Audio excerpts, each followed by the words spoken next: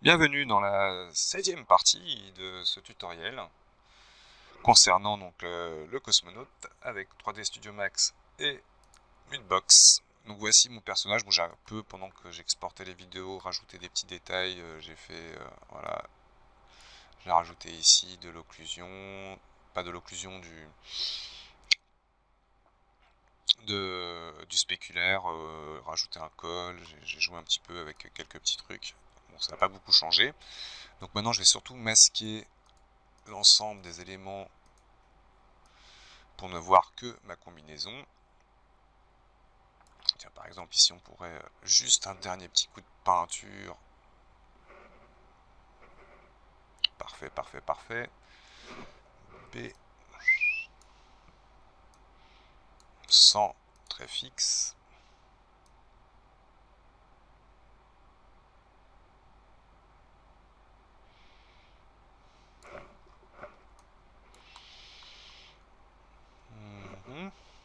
Je préfère refaire une couche pour que ce soit tout noir.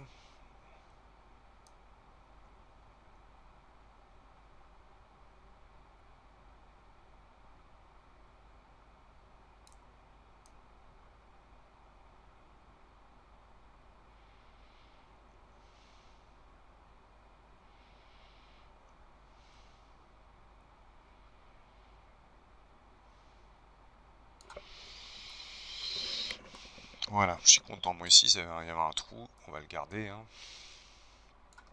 J'aurais pu fermer proprement dans 3D Max, ce qui pose aucun souci. Alors, donc maintenant, le but c'est donc d'exporter ça proprement vers 3D Studio Max. La première chose qu'on va faire, nous avons 3D Studio Max avec notre ancien modèle. Il faut savoir que la géométrie en elle-même a complètement été modifiée. Donc ce que je vais faire, c'est ici un reset. J'enregistre ma scène. Je vais l'enregistrer en version 4. Enregistrer sous, c'était le moment où je l'ai exporté. Donc j'enregistre sous, plus 0,4. Et je reset. Ok. J'ai un beau 3D Max tout neuf. Maintenant, ici dans Mudbox, je sélectionne bien ce modèle. Je vais au plus bas. Niveau 0. Dans un premier temps, donc, je vais envoyer à 3D Max en tant que nouvelle scène. Là, automatiquement, il me propose, donc, en plus d'exporter la géométrie, d'en exporter aussi les textures que j'ai créées dans les différents canaux. Donc, ce que je vais faire ici, là, je vais me créer un chemin vers mon dossier de travail.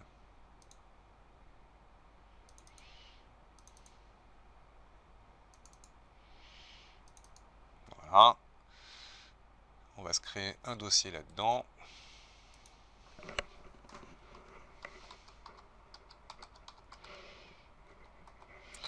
Et on va utiliser ce dossier. Donc là, du coup, je vais choisir ici ABA. Et je choisis du coup seulement le chemin d'export de mes textures, qui sera dans le format donc, que j'ai créé. Il va tout fusionner lui-même. Donc on pourra retravailler ça. Il faut savoir qu'on peut exporter ça avec Photoshop, retravailler dans Photoshop, etc. On peut aller vraiment très très loin dans tout ça. Là, je fais juste un OK. Il va m'envoyer dans Max. Il est en train de le faire. Allez Max, réveille. Et voilà mon bonhomme qui est arrivé. Je suis pas dans Max. Voilà, qui est arrivé. Oh, par contre, il y a un méchant problème de texture. On va vérifier ça tout de suite. Qui est pas ça? Ombre.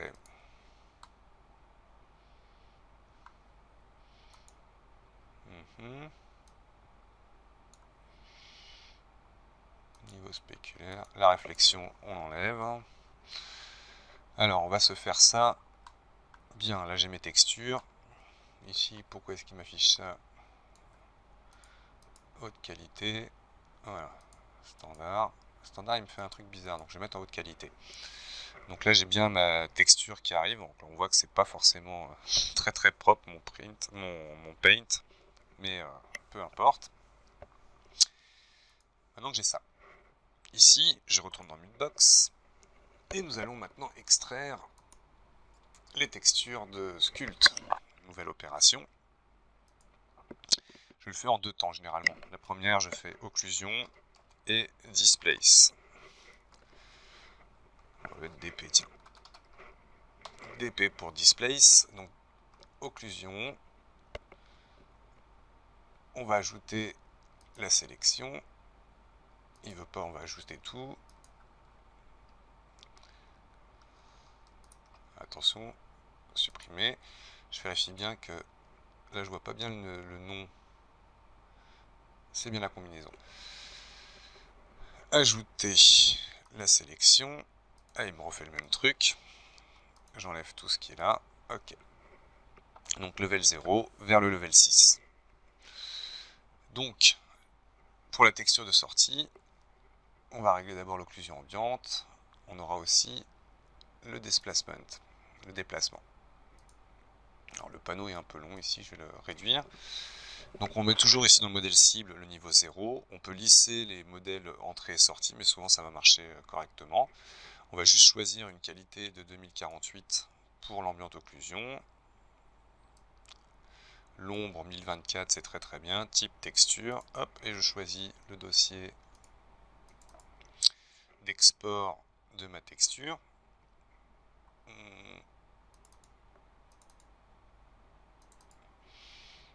Et là, on va l'appeler oc.png.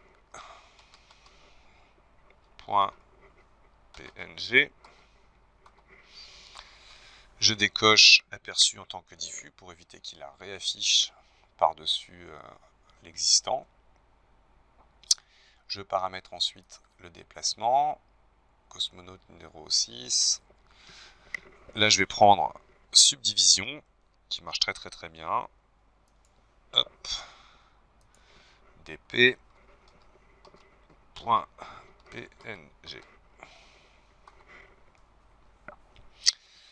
Ok, je décoche aussi aperçu en tant que bump map. J'extrais. Ça peut prendre un certain temps en fonction de votre machine.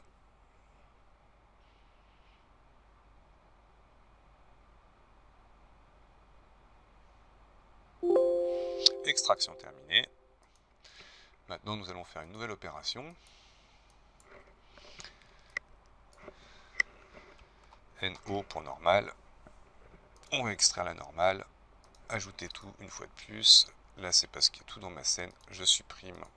Je garde que le niveau 0. Par contre, pour les normales, on va lisser l'entrée et la sortie.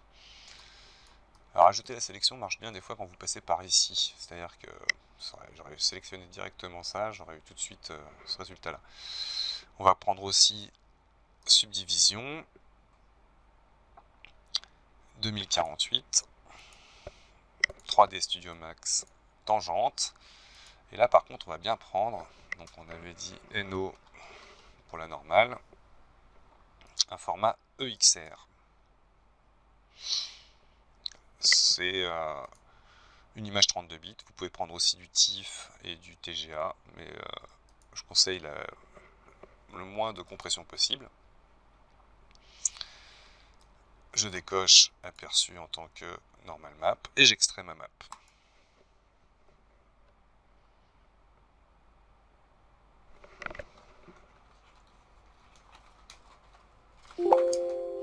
Et voilà.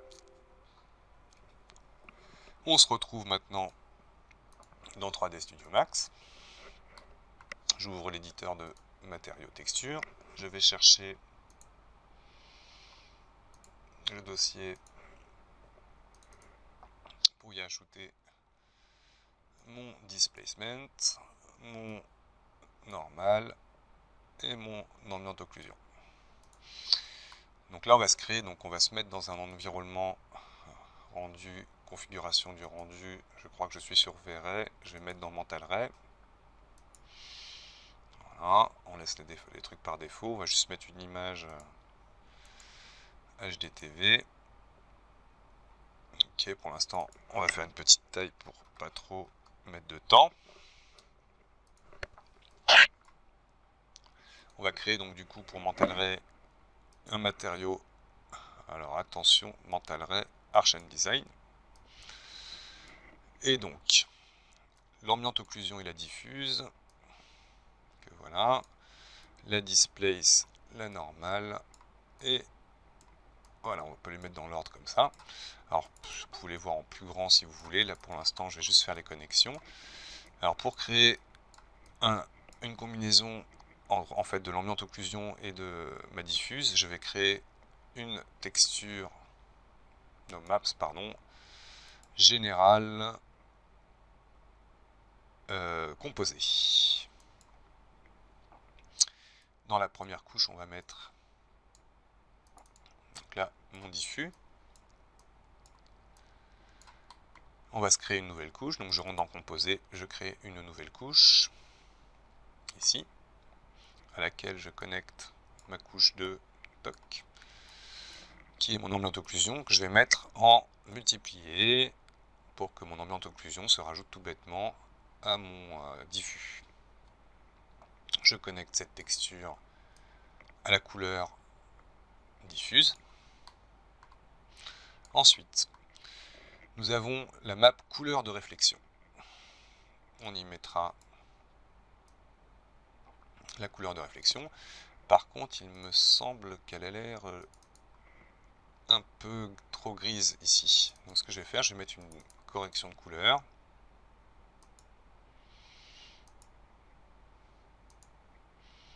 Voilà, y connecter la correction de couleur ici. La correction de couleur, on va venir tout simplement contraster mon image, voilà, pour vraiment avoir un effet ok, d'une image plus contrastée. Ensuite, pour la normale, donc map générale normal map, ou map normale, relief normal, dans laquelle on y mettra le relief normal. On peut y mettre en rajout le relief issu du displacement. Ça, on va le mettre dans la map relief et connecter aussi dans la map déplacement notre image de displacement. On va venir maintenant régler. Alors, petite astuce, comme vous voyez, il y a beaucoup de trucs qu'on ne va pas utiliser. Donc, je fais un clic droit, masquer les emplacements des nœuds non utilisés, ce qui me fait une map quand même plus simple à gérer. Aussi, je vais choisir ici, hop, de disposer correctement mes enfants et bien évidemment appliquer cette matière à ma géométrie. Hop, on va choisir en plus dans les paramètres,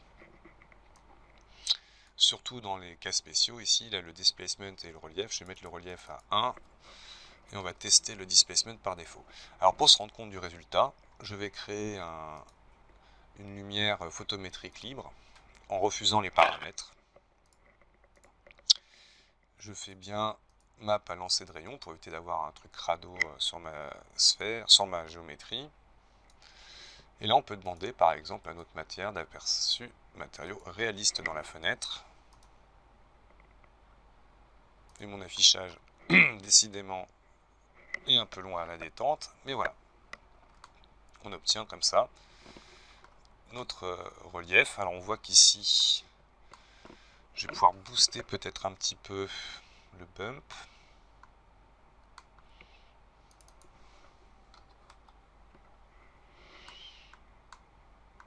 Peut-être pas autant. Vous imaginez dans Mental Ray, c'est 1 égale à peu près 100. Donc là, c'est un peu trop exagéré. Ok. Et surtout, tester un rendu pour voir le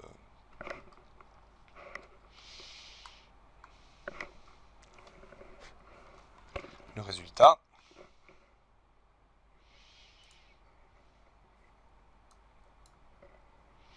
Et voilà. Donc là, on a bien nos détails, notre normal map, nos displacement map, tout qui fonctionne correctement. Donc, hop, on va essayer de se faire une scène un peu plus travaillée.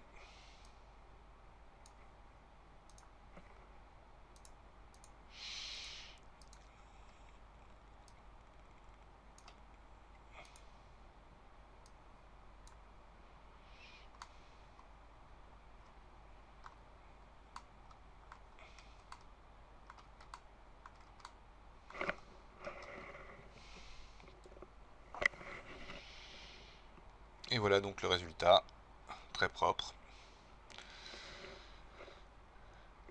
Donc 3D Studio Max vers Mudbox. On voit que là, bon, j'aurais pu passer un peu plus de temps en print. J'ai l'impression que si c'est bien crado, je suis pas venu bien définir mes zones.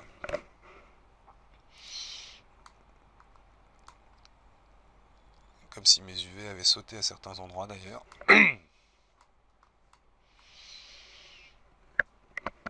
Mais bon, le résultat est déjà correct.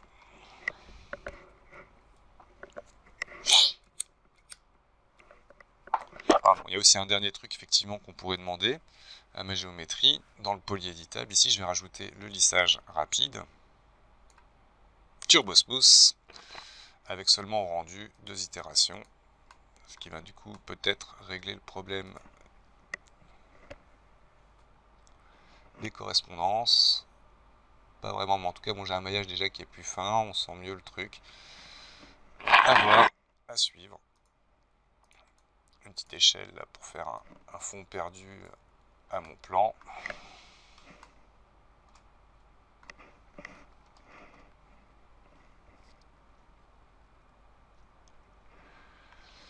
Et voilà, donc là on a déjà ce premier résultat.